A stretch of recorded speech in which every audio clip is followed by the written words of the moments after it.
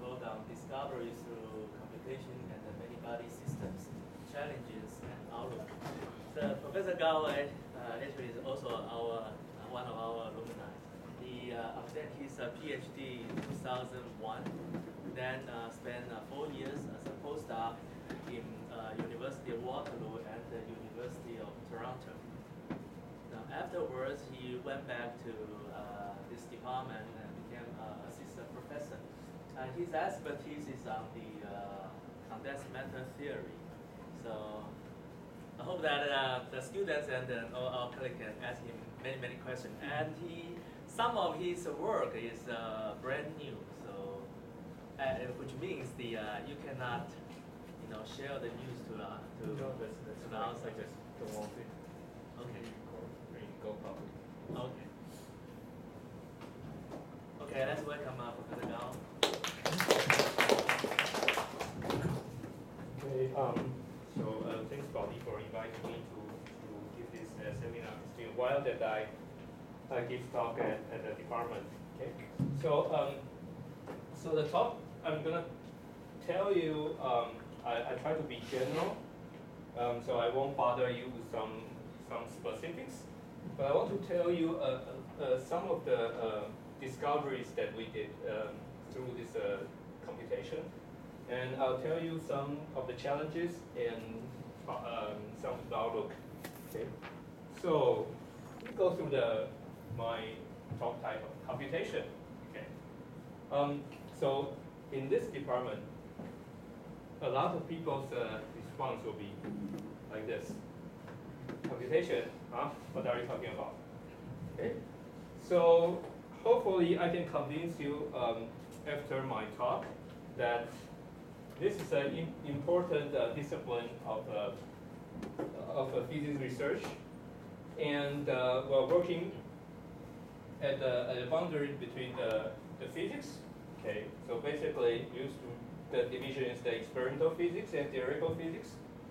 But there's a very important pillar now. It's the computational physics, and in particular, my group's work will focus on how to interface the computational physics and some aspects of the computer science. And in particular, okay, recently there's a new kid in the block, okay, which is machine learning, and we're exploring the machine learning how to teach a computer to tell us new stories. Okay, I don't know if it's easier to teach a computer or to teach a student. I find that teaching a student is still easier. Okay.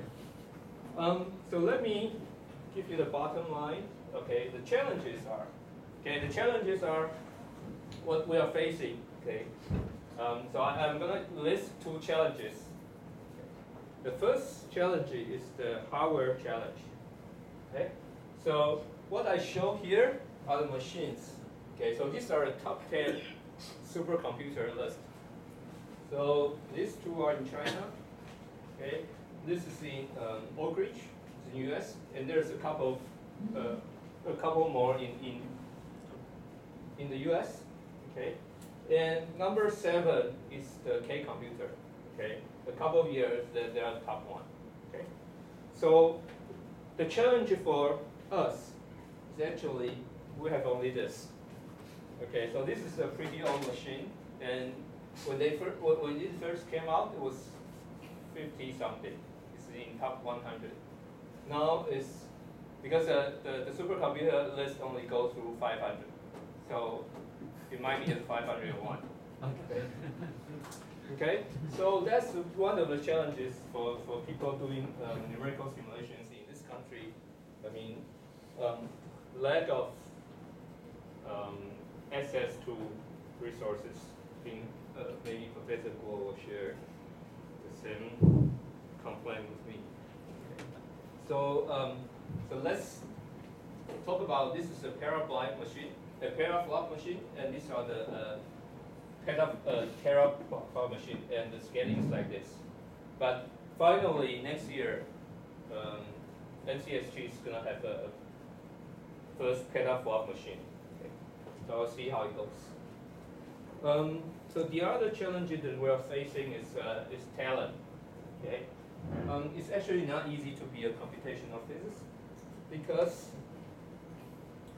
you have to be good at math, physics.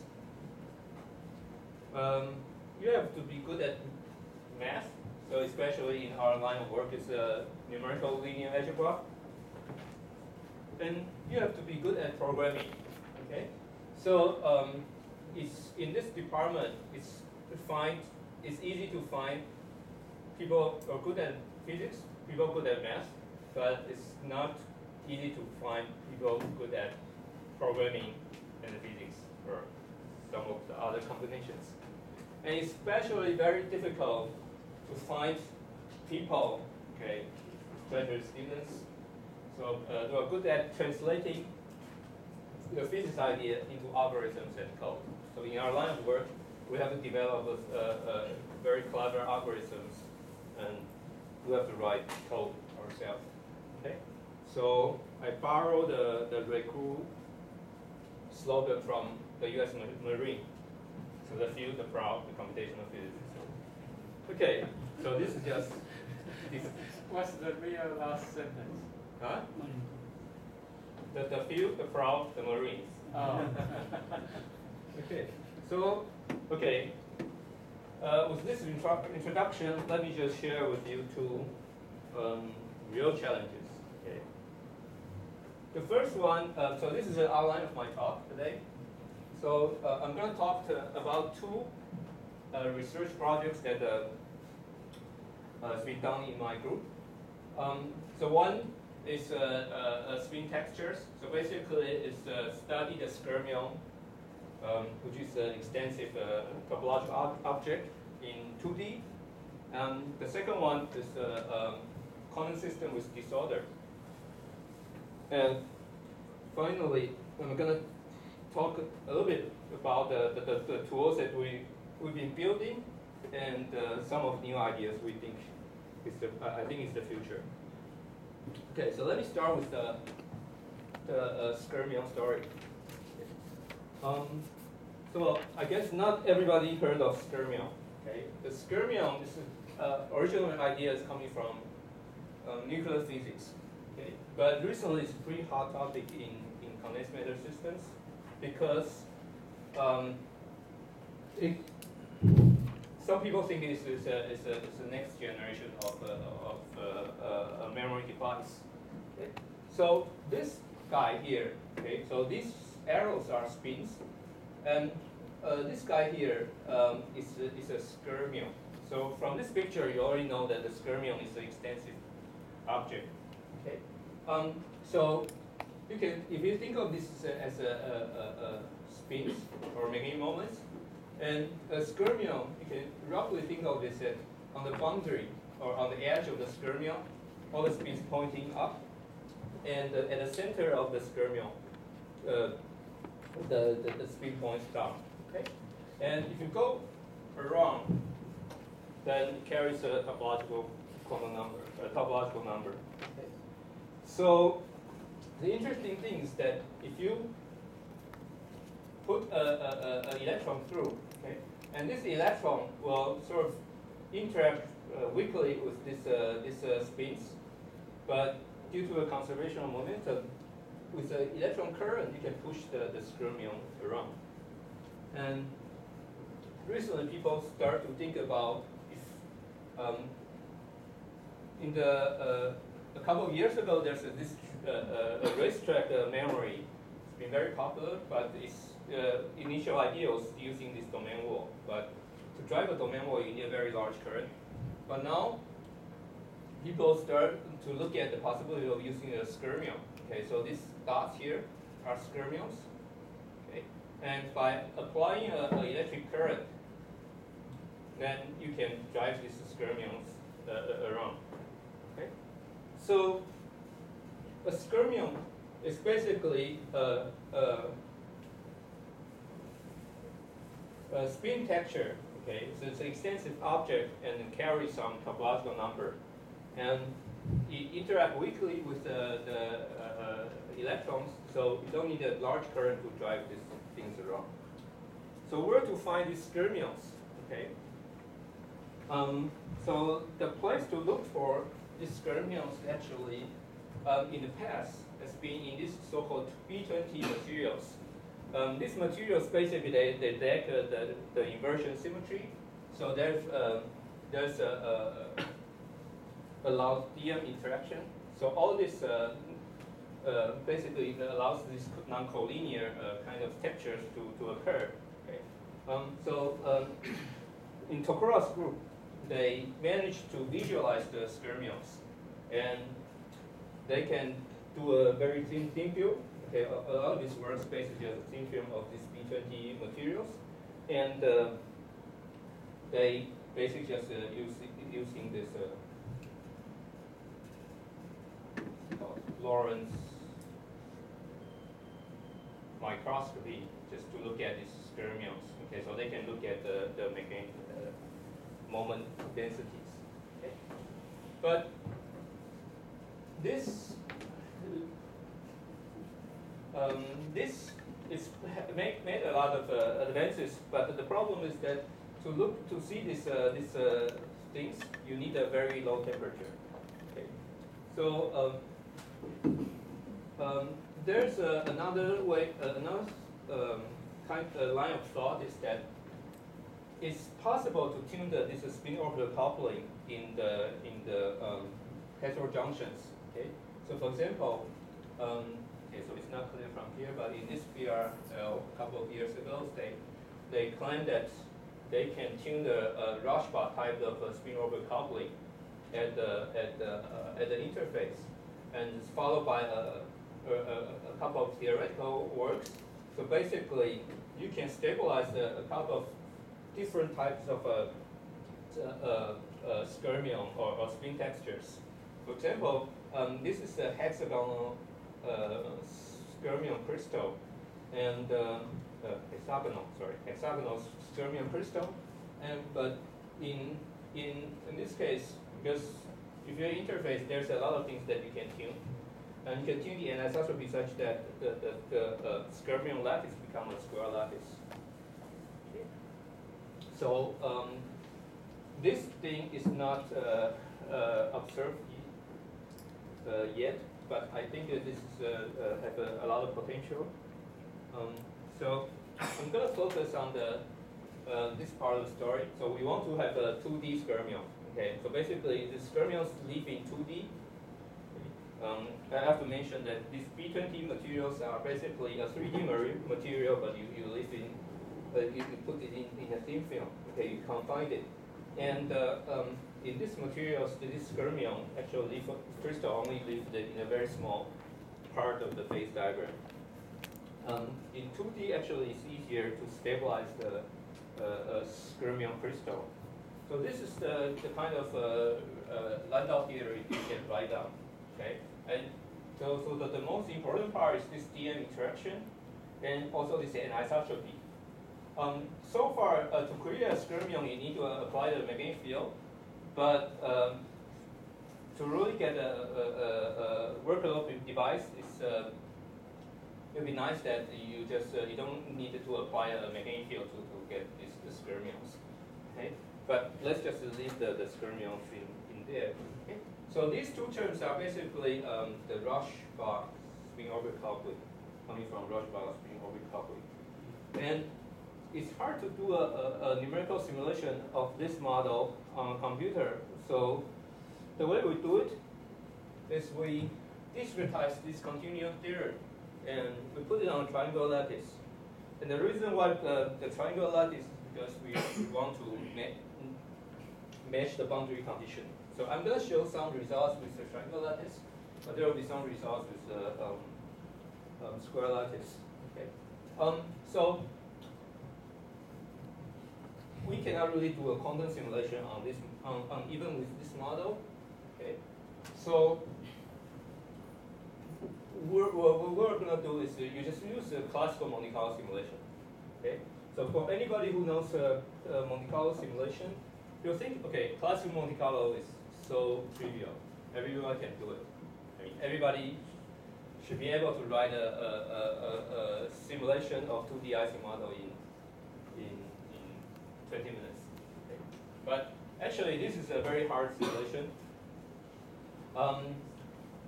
The physics behind this is that these fermions are topological objects created out of these spins, and so it's actually very hard to create a fermion or another fermion because they have this nice topology. Okay, but so we about this equation. This is the S is spin. right. In this case, the spin is just one half, or you. Oh, because we are treating it as classical spin, so you can just think of it as a vector. Yes. So it can be integer or. Yeah, it doesn't really matter. So at the end, I'm just writing this as a vector. So this will be just vectors. I think here important is the direction of spin, not the size of spin. Yes. I have a question. These are not real atomic spin. No. Yeah, no. So this may be much larger than real atomic spin. Yes. Yeah. Depends on the depends on the material. I mean, in this B20, it might be just because some of them are d electrons, so there's large spins.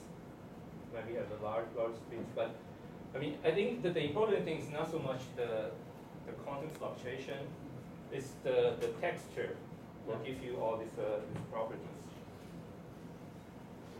Okay, so so this is our collaborator. They have some work using mean field theory and some kind of minimization scheme. So this is the phase diagram they get. So you can see that at least for this model, in 3D, you can stabilize a small region, okay, by tuning the anisotropy. You can stabilize a small region of this fermion crystal. But in terms of application, you really need to fine tune it, okay. And also there's this conal phase. But if I can somehow have a 2D system, okay, then I have a large region of this hexagonal fermion crystal. So if I want to have any applications, I might be able to tune the system into this parameter space. Okay. So this is the region that we are going to focus on. Okay. So in the following, I must when I start to study finite temperature behavior, I'm going to focus on A equal to 0. There's no single ion anisotropy. So for a check, we also did a simulation just to get the ground state. Okay, so here are the simulation results for this ground state, and we basically confirm their prediction. So we have this hexagonal fermion crystal, this spiral phase from here, and the squared fermion crystal from here. Okay.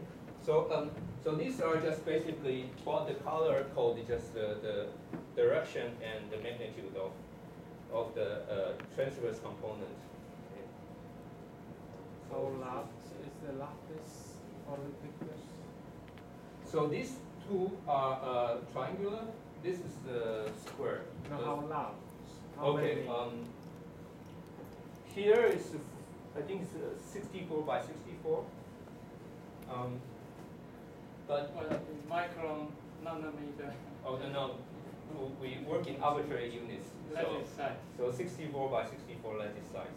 But the lattice constant, you don't know. I don't know. Okay. We didn't try to match with the experimental results at this point. We just want to see what kind of phases will come out. Also, these are just the real space textures that you can see. Sorry, these are all in square lattice. Okay. But if this is okay, we can do that. That's not interesting. The reason why we start this simulation is that we want to understand the finite temperature behavior. Okay. So this variation of theory is hard to get the finite temperature results, but in simulation, we think that we can just tune it. And the interesting thing is that we discovered this phase diagram Okay, so we found that by tuning the temperature, okay, and also the field, there are two types of. There's actually a new phase will emerge. Okay. So let's focus on here. So this skermium crystal is the ground state in certain field. Okay. So you can see there's a helical phase to a skermium crystal transition. But at the temperature growing, there's a skermium liquid. Okay.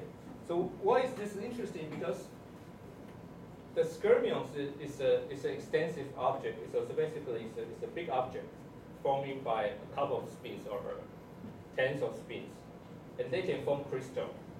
Okay, and when you introduce the thermal fluctuation, and this crystal can kind of melt, and but they still have this this kind of a skermium character with them. So this is something that's never been observed before. So let me just show you some animations. Okay, what does that look like? So what I'm going to show here, this is animation. This color is a little bit off, but you'll see it's from spiral phase go through a skermium crystal into a ferromagnetic phase. Okay, I should mention that here this color. Here, the false color here says the number of skermions. So, although this system size is relatively large, we can only support about 10 skermions. Okay, and the interesting thing is that you still have some skermion number here, which means that this object still lives, but the underlying crystals kind of melts. So it's a very interesting statistical physics problem, because you're now coming from a microscopic object, you form some kind of slightly larger scale object, and they have some thermodynamics or some statistical physics that you can study. Excuse me, this Yeah. skermion number means topological number or skermion density? Here is so basically we count the number of skermions. I think So that's not a topological number of no. On a lattice, you don't really have a well-defined topological number. Okay. So we have this. How do I put it? Yeah, I can basically just use So the per area, number of skermion yeah. per area.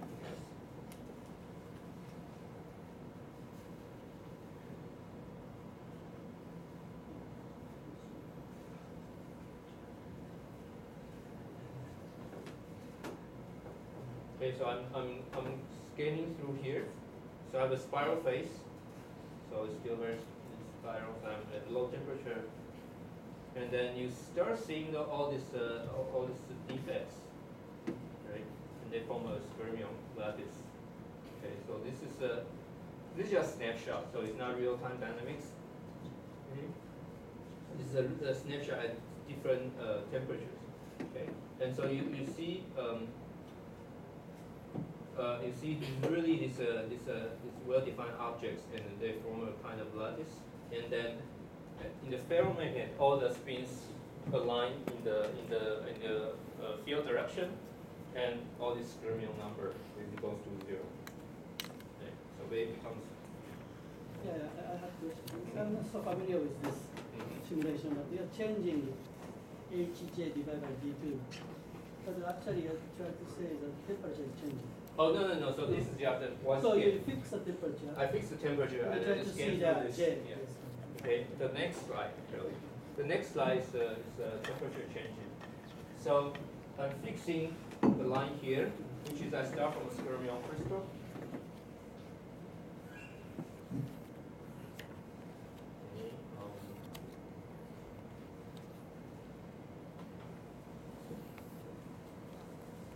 So you start to see more and more fluctuation around this lattice points, okay? And at the end, you'll see, you still can sort of identify some object, but they don't really form a crystal structure. And at the end, at very high temperature, it becomes paramagnetic. So, so of course we didn't just eyeball it. Okay, we can calculate the correlation function. We can calculate the spin structure factor. So basically just underlying structure factor, and we can also calculate. So we have this skyrmion. So we can calculate skyrmion correlation function, which also confirm that this is actually a liquid out of skyrmion. It's not the liquid phase in just a spin structure. Okay. So let's skip through this. Okay. So this is very interesting, and this is the first spin discovered in the literature. Okay. But can we do any better? Okay. So one thing we are trying to understand is this phase transition. So a lot of these phase transitions are actually first order, but if you look at this free energy functional, this free functional doesn't have a cubic invariant term. So there's no cubic term, which means that you should get a continuous phase transition. But why are we seeing a first order type of transition? One possibility is this is a fluctuation induced first order transition, and it's called the Brasovsky physics. Okay, so this is one thing that we're still exploring. And the other thing is that what kind of melting? Okay, what kind of melting? 2D melting is a very old story, and only very recently, I think, people start to see this numerical effects, simulations, evidence on that. Okay, but as I say that so far we can only simulate 48 skyrmions. I cannot really say 48 skyrmions. What's the phase transition of that? Okay, so we need to go to do a larger system size and try to simulate thousands, at least, skyrmions. But how do I do this? As I said, annihilating a skyrmion is not an easy task, and this difficulty actually scales with the system size. Okay, so I still don't know how I'm gonna do it. Okay. So hopefully this part of the talk I convince you that even just simulate a classical system, there will be a lot of interesting things will come out. And in the past few years, we've done using just a classical Monte Carlo simulation. We've done a lot of this spin texture study. One of my favorite things is this spin ice physics, and we're also say in this paper we get the world's most accurate TKT, the KT transition temperature in XY model. Okay.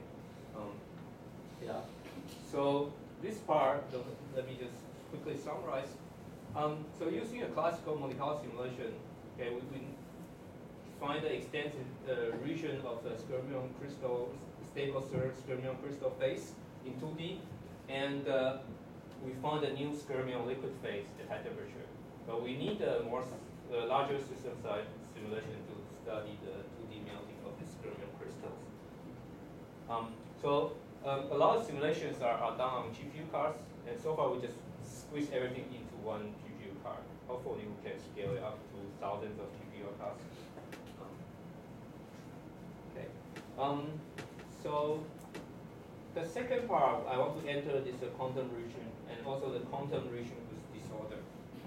So this is a small project in collaboration with a couple of people. So I should mention that what I talk about is a collaboration with Mohit Randaria's group and my former student in Ohio State University.